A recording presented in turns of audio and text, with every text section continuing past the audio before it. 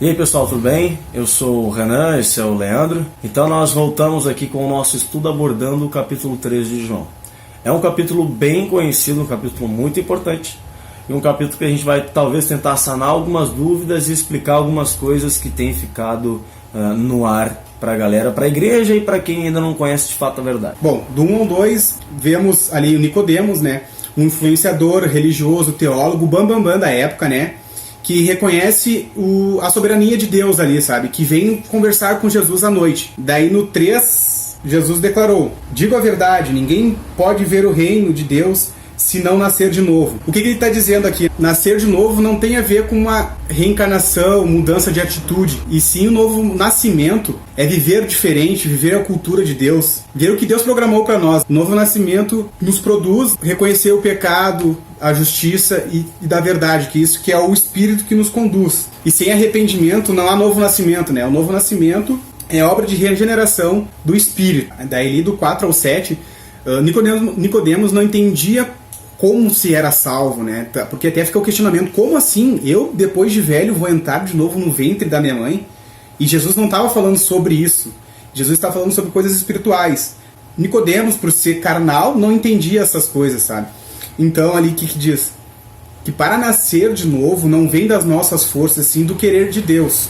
Que, né, o novo nascimento não tem a ver com mudanças de atitude, o quanto eu posso ser bom ali. E Jesus está mostrando isso para Nicodemos, que não é o quanto ele é entendido, o quanto ele sabe, o quanto ele é influenciador, que vai trazer essa mudança para ele. Sim, a mudança espiritual, a renovação. O novo nascimento é uma obra de regeneração do Espírito, não vem de nós.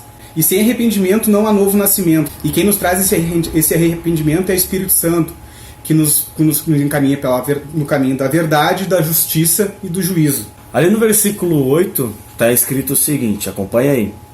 O vento sopra onde quer, ouves a sua voz, mas não sabes de onde vem, nem para onde vai. Assim é todo o que é nascido do Espírito. Nicodemos queria entender essas coisas que ele não estava entendendo, por ser carnal, por cogitar das coisas da carne.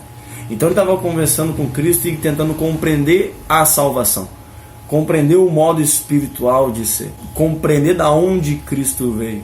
E com toda a sua ciência, com todo o seu saber, com toda a sua religiosidade, com todo o seu QI elevado, ele não conseguia compreender as coisas do alto.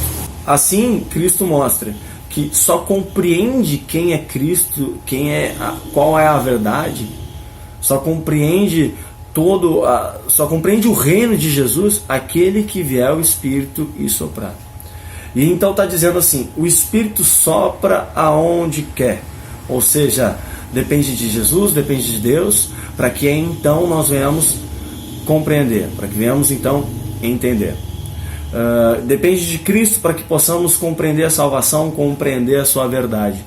Muitos de vocês estão em casa, estão tentando ler e não estão ligando os pingos nos is aqui, porque é necessário que o Espírito então nos complete a boa obra para que possamos entender o início, meio e fim. Aqui mesmo Cristo relata algumas coisas no decorrer da história que muitos não entendiam, que só vieram entender quando veio o Espírito Santo. Aí sim compreenderam o porquê que Cristo, no capítulo 2, ali que nós estudamos, falou sobre o sangue, a transformação da água em vinho, e retratou sobre o sangue.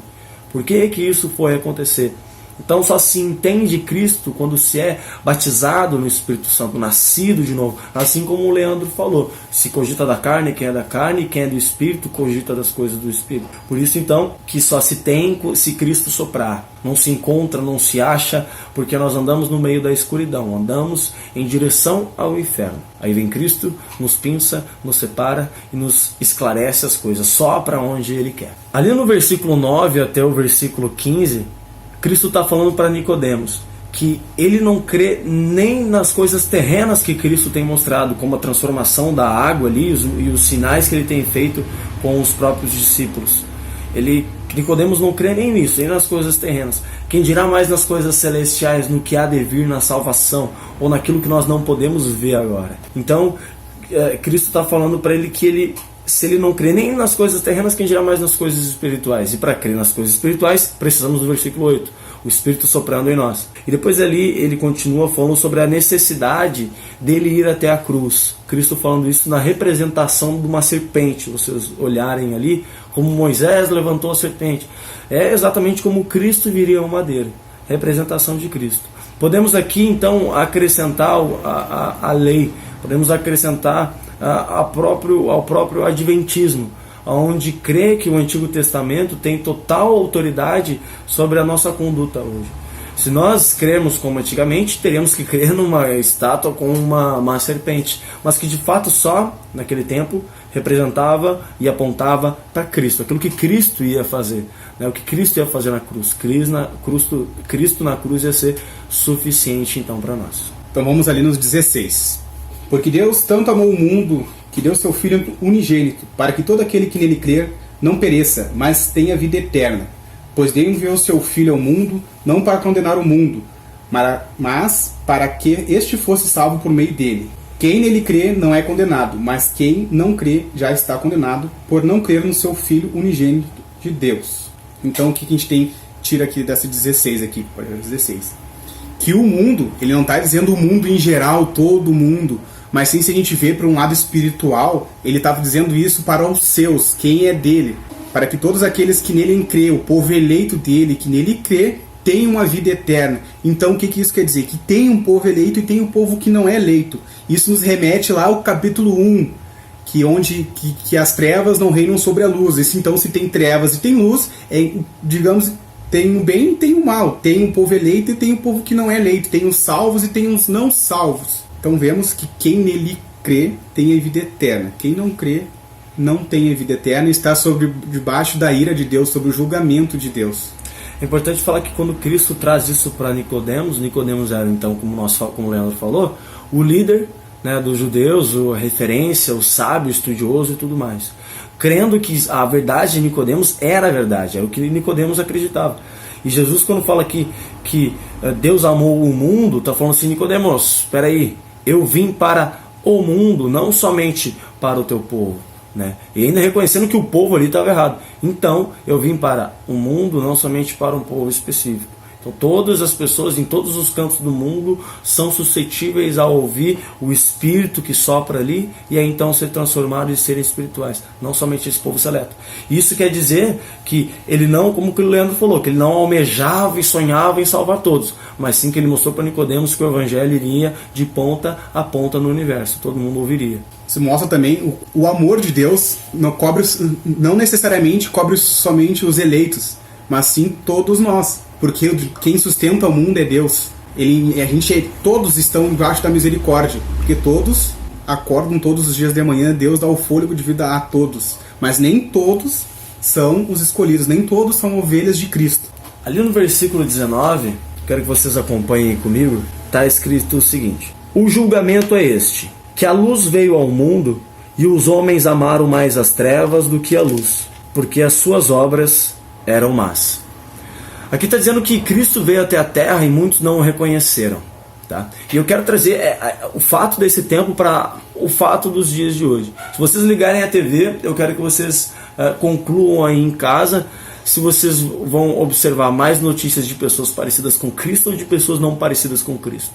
Então nós ligamos a TV, a gente aperta o botão e já começa a escorrer sangue, escorrer roubo, escorrer crime. Tudo ali exala do mundo, do que tem acontecido na atualidade. Isso porque desde aquele tempo até hoje as pessoas não reconhecem Cristo. E reconhecer Cristo, mais para frente ali o Leandro vai explicar, que está muito interligado ao crer. O que é de fato crer? Agora nós vamos ver. Mas então a própria palavra já está falando que aqui quem praticava a verdade, amava a verdade, de fato então reconhecia.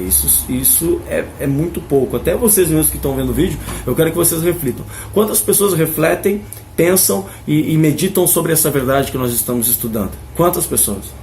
É impossível nós sermos parecidos com Cristo, parecidos com Deus, se não andarmos perto dele, se não andarmos perto daquilo que ele falou. Isso é básico. O mestre ensina os seus pupilos ali, os seus pupilos são parecidos com o mestre porque andam com ele e tem relacionamento com ele. E com Cristo é assim: se tu andar com Cristo, logo vai ser parecido com ele. Então ele fala que muitos não o reconheceram, e hoje muitos não reconhecem Cristo. Até na própria palavra ele fala que tem a porta larga e a porta estreita. E quando ele traz esse assunto, ele traz o assunto para a própria igreja. Então dentro da igreja tem porta larga e porta estreita, de quem vai entrar na porta larga e na porta estreita. Quem dirá mais no mundo? No mundo então a porta é super larga, assim, é a mesma porta larga da igreja, entendeu? Então, continuando ali no versículo 22, é retratada a questão do João Batista, onde João Batista ainda estava batizando pessoas, né? O mesmo João Batista ali que nós lemos nos capítulos anteriores.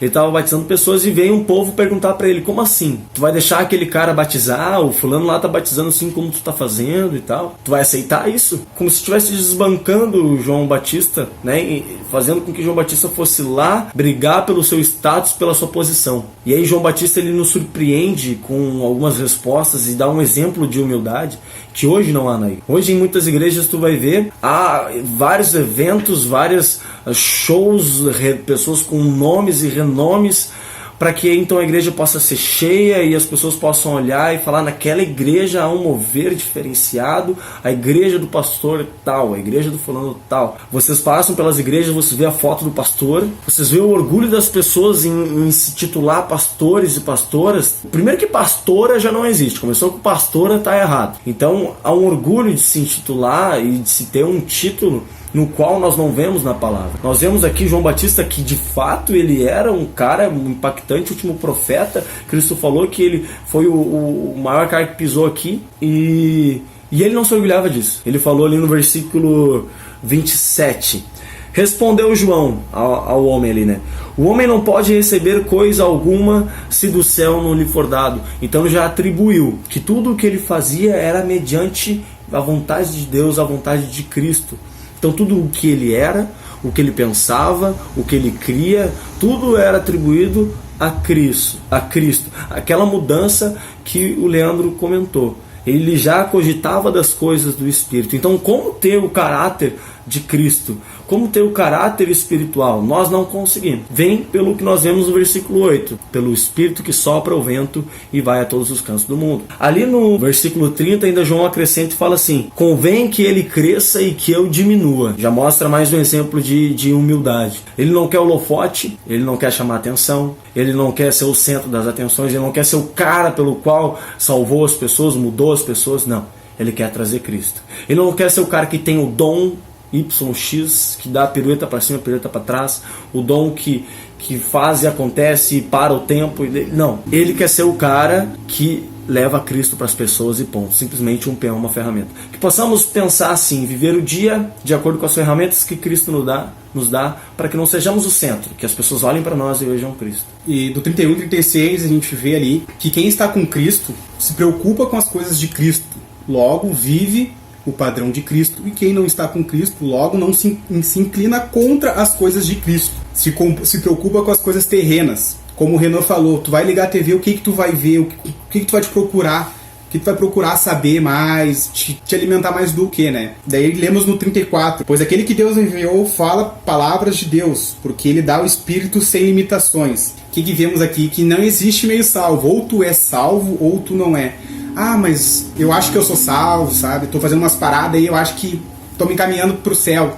Cara, tu tem que ter isso afirmado. Sou de Cristo, sou salvo, e isso vai ter. E se realmente tem Espírito, tu vai crer nisso no fundo do teu coração, e tu vai ter isso contigo como uma verdade, né? Vai ter evidências.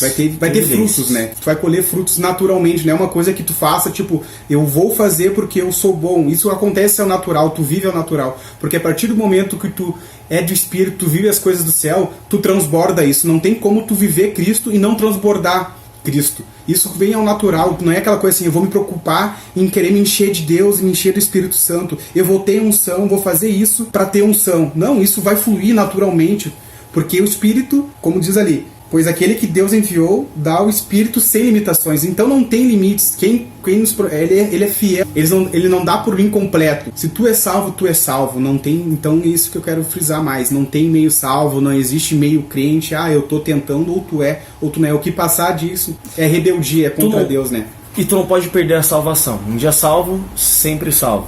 Ok? Porque se um dia tu foi salvo e deixou de ser salvo, significa que as trevas resplandeceram sobre a luz.